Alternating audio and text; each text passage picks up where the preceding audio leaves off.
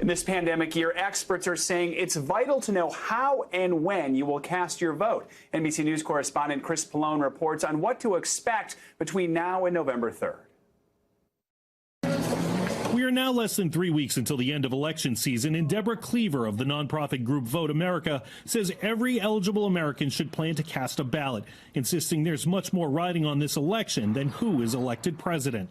U.S. democracy only works when people participate. And this year, because of the pandemic, voting will take some planning. To make an actual plan to vote. If you're going to vote in person, you should decide if you're going to vote early or if you're going to vote on Election Day. Despite President Trump's insistence voting by mail is rife with fraud.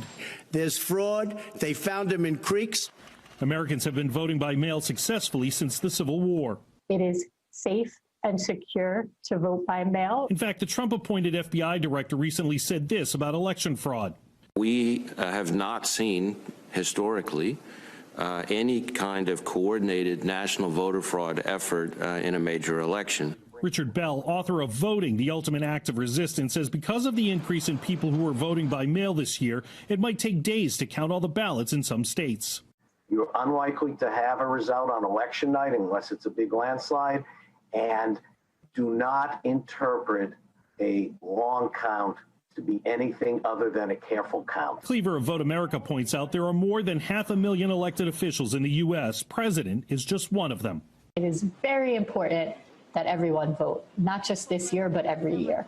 So experts say make a plan and make your voice heard. Chris Pallone, NBC News.